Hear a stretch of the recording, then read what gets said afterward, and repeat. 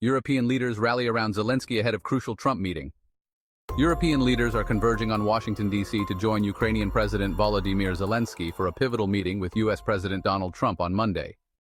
The move comes as Trump escalates pressure on Kiev to accept a swift peace deal to end Europe's deadliest conflict in 80 years, following his recent meeting with Russian President Vladimir Putin in Alaska. Trump, who promised big progress on Russia on social media, appears to have emerged from his talks with Putin more aligned with Moscow's view of pursuing a peace agreement without an immediate ceasefire. This stance has alarmed some of Ukraine's European allies. Secretary of State Marco Rubio underscored the urgency, stating on CBS's Face the Nation that if peace isn't possible, people will continue to die by the thousands. European leaders, including German Chancellor Friedrich Merz, French President Emmanuel Macron, and British Prime Minister Keir Starmer, held a meeting on Sunday to bolster Zelensky's position. They aim to secure robust security guarantees for Ukraine, ideally involving a U.S. role. European Commission President Ursula von der Leyen, Finnish President Alexander Stubb, and Italian Prime Minister Giorgia Meloni are also traveling to Washington.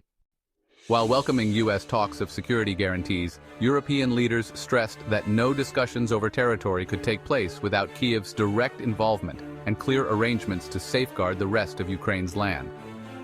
Poland's foreign ministry sharply criticized the idea of peace talks without a ceasefire, stating, "You cannot negotiate peace under falling bombs."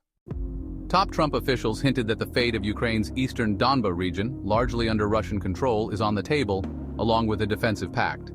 Trump envoy Steve Witkoff told CNN that Russia had for the first time agreed to Article 5-like protection for Ukraine, suggesting this could be an alternative to NATO membership. Article 5 of NATO's founding treaty enshrines collective defense. Russia's envoy to international organizations in Vienna, Mikhail Ulyanov, confirmed Moscow's agreement that any peace deal must provide security guarantees for Kiev, but added that Russia also expects efficient security guarantees for itself.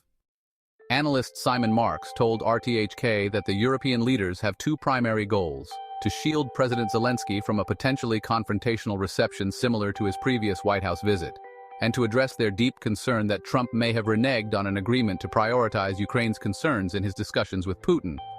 A joint communiqué from Britain, France, and Germany after their Sunday meeting stated their readiness to deploy a reassurance force once hostilities have ceased, and to help secure Ukraine's skies and seas and regenerate Ukraine's armed forces. The stage is now set for what is anticipated to be a day of significant diplomatic drama.